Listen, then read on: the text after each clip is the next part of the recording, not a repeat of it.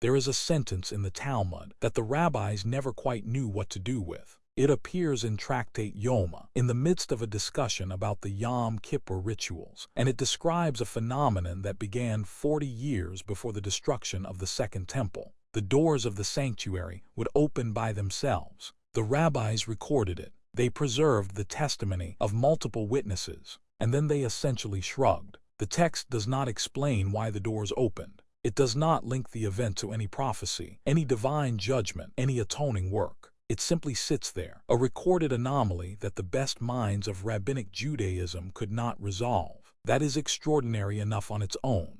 But what makes it even more striking is that the Gospel of Matthew describes something similarly. Matthew names the cause. According to Matthew 2751, at the moment Jesus died, the curtain of the temple was torn in two from top to bottom. The earthly sanctuary was physically breached, and the Gospels, unlike the rabbis, insist that this was not a random occurrence. It was the direct effect of the cross, which means we have two sets of witnesses, separated by theology but united by event, and one of them simply left the data on the table without an explanation. That silence is deafening. The Greek word Matthew uses for the tearing is eschis, from schizo. It means to rend, to split, to cleave apart.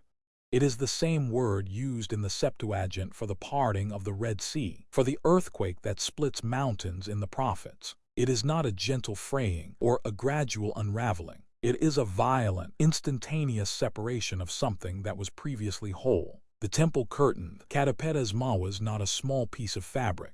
Josephus describes it as a massive Babylonian tapestry, blue and purple and scarlet, richly embroidered, 4 inches thick, so heavy that 300 priests were required to handle it. It was the barrier that separated the holy place from the Holy of Holies, the one place on earth where the presence of God was said to dwell between the cherubim. That curtain was the most significant physical boundary in the world of Second Temple Judaism.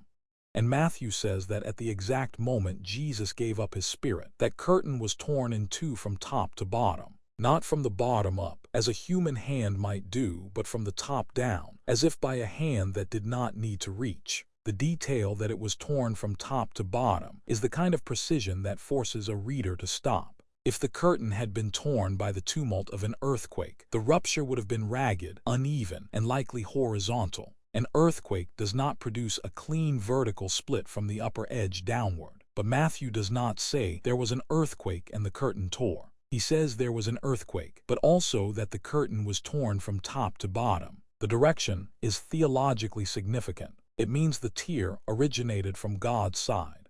The barrier was not broken from the human side by force or merit or ritual. It was removed by divine decision. The person who had no access now had access, not because he climbed over the wall, but because the wall was taken down from the inside. This is where the silence of the rabbis becomes a kind of testimony. The Talmud records that 40 years before the destruction of the Second Temple, places the event at roughly the same period as Jesus' crucifixion. Doors of the sanctuary opened by themselves. The rabbis interviewed the priests who witnessed it. They could not account for it. They concluded it was a bad omen, but they never connected it to any particular figure or event. They did not say, this happened because of that man Jesus.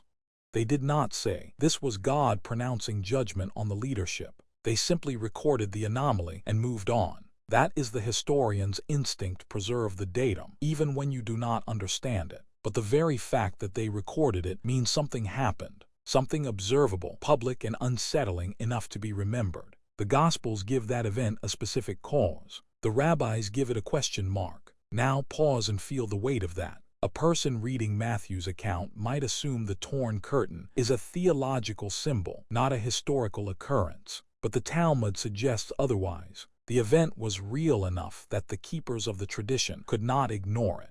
They had no reason to invent a story of the sanctuary doors opening on their own. It did not serve any doctrinal agenda. It embarrassed them. It remained unexplained. That is the shape of authentic historical memory. The rawness of the data, unresolved, handed down generation after generation. And when you place Matthew's account next to that raw data, something feels less like pious fiction and more like the answer to a question nobody else could answer. The question the rabbis left hanging is precisely the question the Gospels answer. This matters for the person reading the passage today because it removes the option of treating the torn curtain as a decorative metaphor.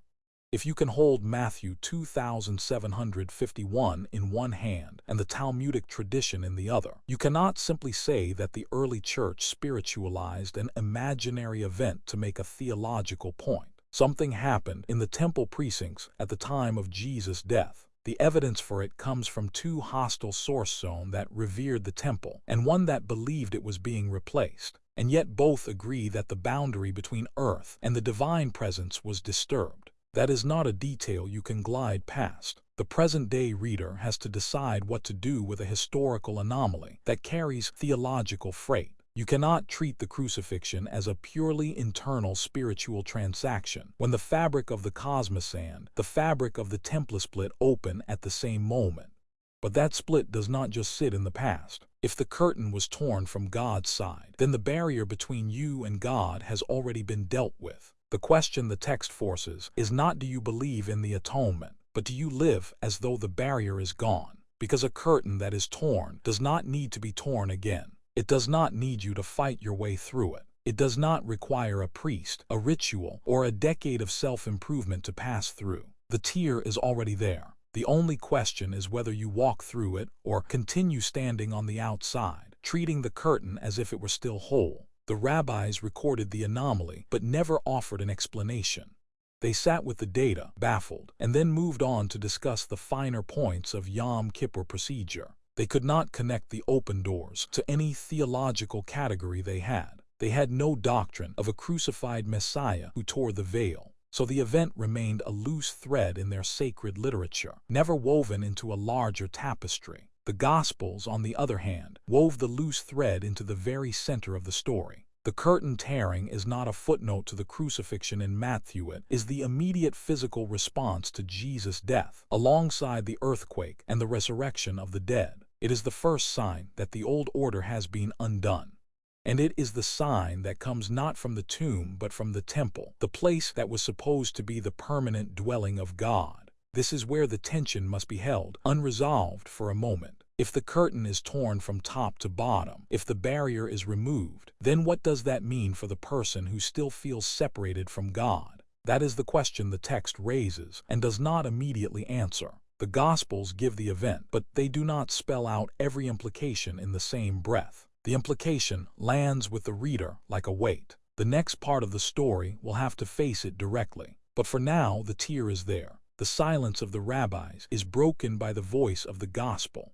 And the most haunting detail is that the temple curtain, that thick, embroidered boundary, did not tear in two by accident. It was torn from above. The hand that tore it did not hesitate. The tear is there. The hand that tore it did not hesitate. And yet the question that follows the event is not about the curtain at all, but about the people standing on either side of it. For 40 years after that moment, the temple continued to function. Sacrifices were still offered. The priests still performed their duties. The curtain, presumably, was repaired or replaced. Josephus describes the curtain that was captured by the Romans in 70 AD, meaning there was something in place when the temple fell. So the tearing was not the end of the temple system. It was the end of its jurisdiction.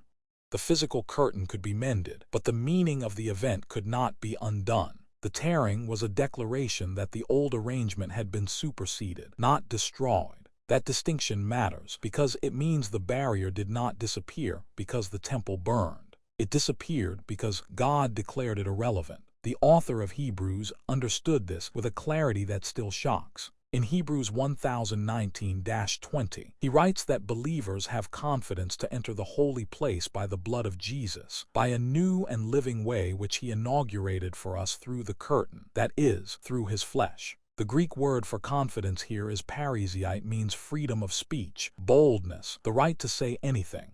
In the Greco-Roman world, parrhesia was the privilege of a citizen who could speak openly in the assembly without fear of reprisal. It was the opposite of cowering or whispering, and the author of Hebrews applies that word to the believer's approach to God. You are not allowed to approach the Holy of Holies with hesitation, with a sense of unworthiness, with the need to negotiate your way in. You are to walk in with the boldness of someone who knows the door is open. The curtain was torn not so you could stand at the threshold and wonder whether you belong, but so you could walk through. That is a radically different posture than most believers actually adopt.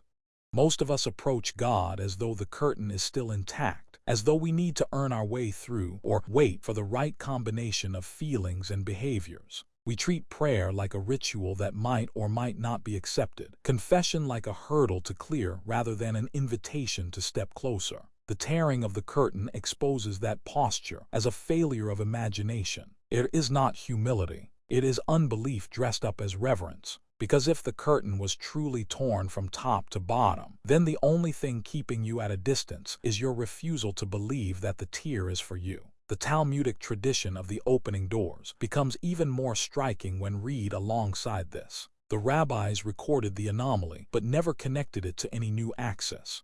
They did not say, therefore everyone can enter. They preserved the event, but interpreted it as a bad omen for the temple itself. The doors opened, and they saw judgment. The Gospels saw an invitation, the same phenomenon, two completely different readings. And that is where the present-day reader must locate herself. The text of Matthew does not just report what happened. It forces a decision about what it means. You cannot remain neutral on a torn curtain. Either it was an accident, a natural phenomenon, a meaningless coincidence, or it was God tearing open a way that had never existed before. The Talmud leaves the question hanging. The Gospel answers it with the death of Jesus. But the answer only matters if you accept that the tear was intentional, that it was divine, and that it opened a way for you. This is where the weight of the Old Testament background presses in. The curtain was not merely a piece of furniture. It was the embodiment of the entire system of separation that defined the covenant relationship between God and Israel. Only the high priest could pass through it, and only once a year, and only with blood that had to be offered first for his own sins. Any violation of that boundary meant death. The instructions in Leviticus 16 are excruciatingly detailed about how the high priest must bathe, dress, offer incense, and sprinkle blood so that he does not die when he enters the presence of God. The curtain was not a suggestion.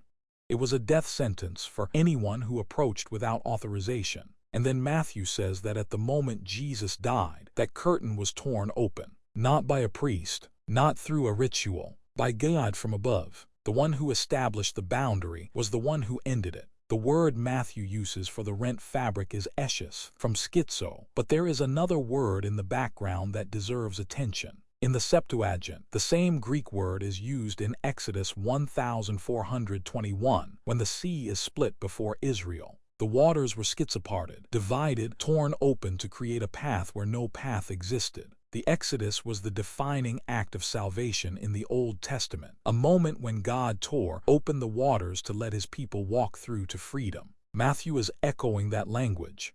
The tearing of the curtain is a new Exodus. It is God creating a path through the barrier that separated humanity from his presence, just as he created a path through the sea that separated Israel from freedom. The Exodus was about leaving Egypt. The tearing of the curtain is about entering the presence of God. Both require a rupture of the natural order. Both require a decision to walk through. And that decision is the point at which theology becomes personal. The person who reads Matthew 2751 and then stops to think about it cannot remain in the neutral ground of observation. The text does not present the torn curtain as information to be filed away. It presents it as an invitation to be acted upon.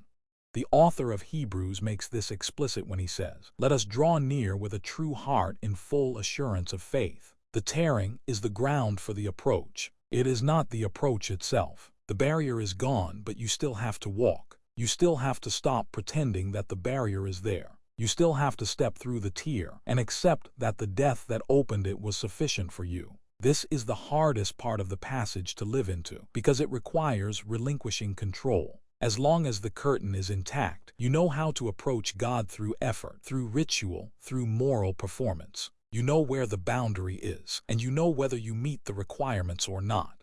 But when the curtain is torn, the boundary disappears, and so does the system that let you measure your worth. You are left with nothing but the tear itself, and the question of whether you will trust that it is enough. That is terrifying to a person who has spent a lifetime managing her access to God through self-improvement. The torn curtain strips away every method of approach except one: coming as you are, through the death of Jesus, with the boldness of a child walking into a room where the door has been opened by a Father who is already waiting. The silence of the rabbis stands as a warning. They saw the anomaly. They recorded the data, but they never walked through. The doors opened, and they remained outside discussing procedure. The Gospels do not allow that luxury. The tearing of the curtain is not a detail to be catalogued. It is an event that demands a response. The response is not intellectual assent or emotional enthusiasm. It is the concrete decision to live as though the barrier is gonito, pray without the need to earn the right to pray, to approach the presence of God without the need for a priest, to confess without the need to bargain, to worship without the need to prove yourself worthy. The tear is there. The hand that made it did not hesitate. The only question left is whether you will stand on the wrong side of it for the rest of your life, pretending the curtain is still whole, or whether you will finally walk through.